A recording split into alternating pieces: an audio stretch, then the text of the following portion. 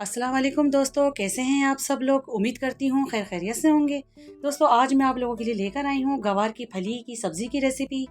सब्ज़ी तो आपने बहुत बनाई होगी गवार की फली, लेकिन शायद आपको जो आज मैं रेसिपी दे रही हूँ इस तरह से आपने कभी नहीं बनाई होगी, और ना ही इस तरह से इसके जो मसाले हैं, इतने परफेक्ट मसाले से जो मैं बनाऊँगी वो आपने ना ही कभी सुने होंगे ना ही देखे होंगे। इतनी मज़ेदार सी मैं सब्ज़ी बनाऊँगी कि आप बार बार इसी तरह से बनाना इसको पसंद करेंगे। यहाँ पर मैंने गवार की फली ले ली है, और फली मेरे पास आधा किलो है। और फली आप बहुत अच्छी क्वालिटीज़ की लीजिएगा। अगर ज़्यादा मोटे बीज हों तो वो ना लीजिएगा, आप बिल्कुल कच्ची सी जो होती है छोटे छोटे बीजों की, आप वो इस्तेमाल कीजिएगा। इस तरह से मैंने आसपास से इसके जो पार्ट्स होते हैं वो रिमूव कर दिए हैं, और इसको मैंने कटिंग कर लिया है। बहुत ज़्यादा बड़ी हो तो आप 2 से 3 पीसेस भी कर सकते हैं। और इस तरह से मैंने इसको बहुत अच्छे से मैंने वॉश भी कर लिया था और इसकी कटिंग कर ली है। ठीक है, अब इसको हम साइड पे रख देते हैं। और यहाँ पर इसके लिए मैं पहले स्पेशल मसाला तैयार कर लेती हूँ।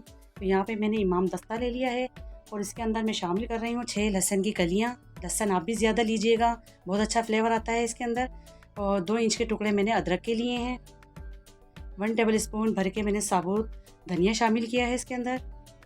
3 हरी मिर्चें ली हैं, ये तेज़ वाली हैं तो इसलिए मैंने 3 अदद ली हैं इसके अंदर।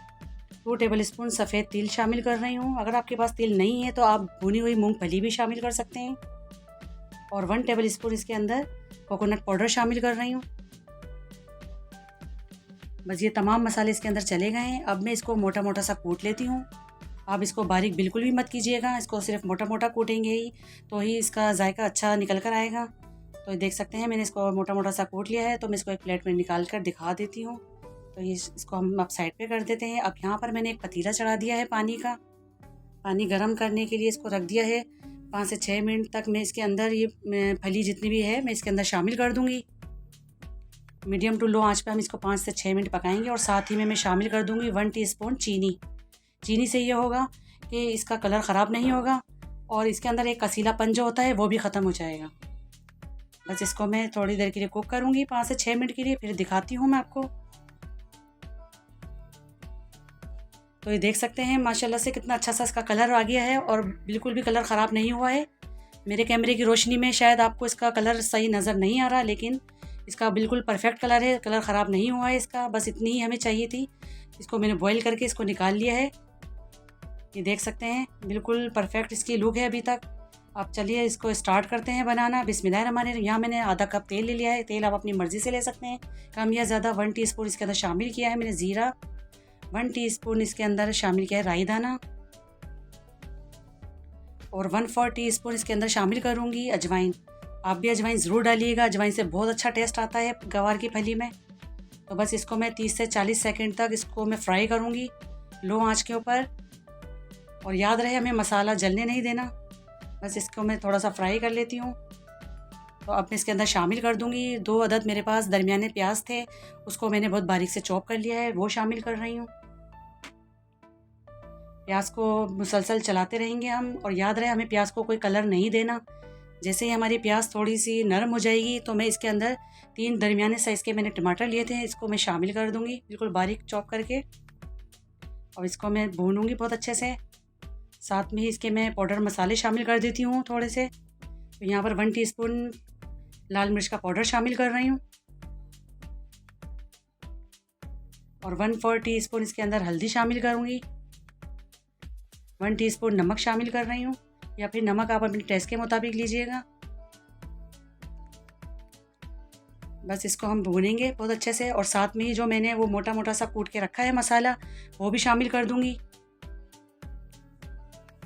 ये सब इसके अंदर तमाम मसाले चले गए हैं। अब मैं इसको बहुत अच्छे से भूनूंगी जब तक कि इसका तेल से कलर वो नहीं हो जाता।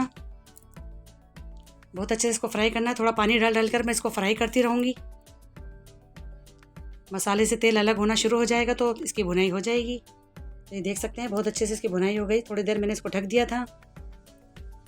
टमाटर हमारे बहुत अच्छे से मैश हो चुके हैं, और देखें तेल भी ऊपर आने लग गया है। और इतना मज़ेदार ये मसाला बनाया, आप इसको ऐसे ही पराठे या रोटी से खाएंगे तो आपका इससे पेट भर जाएगा। तो अब ये मैं फलियाँ सारी इसके अंदर शामिल कर रही हूँ, और इसको मैं बहुत अच्छे से मिक्स करूँगी। और अगर मेरी वीडियो अच्छी लग रही है तो प्लीज़ लाइक करिए, शेयर करिए और सब्सक्राइब करिए। बस इसको मैं बहुत अच्छे से मिक्स करके 5 से 6 मिनट के लिए दम पे रख दूँगी। थोड़ी देर इसको कुक करेंगे हम ढक के, फिर हम इसको दिखाते हैं आपको। ये मैंने कवर कर दिया है इसको। थोड़ी देर के बाद मैं आप इसको चेक कराऊंगी। 5 से 6 मिनट हो चुके हैं, तो अब इसको दिखाती हूँ मैं आपको। तो ये देखिए माशाल्लाह से हमारी फलियों की सब्ज़ी बिल्कुल बनकर रेडी हो चुकी है। इतनी मज़ेदार सी इसके अंदर से खुशबू आ रही है, यकीन करें। और इतनी परफेक्ट बनी है जैसे मैं चाह रही थी, बिल्कुल वैसी ही बनी है। आपने ये इस तरह की फली ज़रूर बनाइएगा, आपने कभी नहीं बनाई होगी। ऊपर से मैं इसके अंदर गार्निश कर रही थोड़े से हरे धनिया के साथ। अगर आपको ज़्यादा खटास पसंद है तो आप इसके अंदर आधा लेमन भी शामिल कर सकते हैं, लेकिन मैंने इसके अंदर टमाटर इतने सही परफेक्ट डाले हैं तो इसके अंदर मुझे खटास की बिल्कुल ज़रूरत नहीं है। तो चलिए मैं इसको गर्मा गर्म ही सर्व करके दिखाती हूँ मैं आपको। तो ये देखिए माशाल्लाह से कितनी बेहतरीन लुक के साथ हमारी गवार की फली बनकर तैयार हुई है। ये देख सकते हैं आप, इसकी लुक देखिए। और इसको पराठों के साथ, चपातियों के साथ खाएं, बहुत ही मज़ा आएगा। और कैसी बनी थी आप इसका मुझे फ़ीडबैक ज़रूर दीजिएगा। तो ये थी आज की हमारी रेसिपी। रेसिपी अच्छी लगी है तो प्लीज़ लाइक करिए, शेयर करिए, सब्सक्राइब करिए। मिलती हूँ फिर एक और नई रेसिपी के साथ। तब तक के लिए अल्लाह हाफिज़।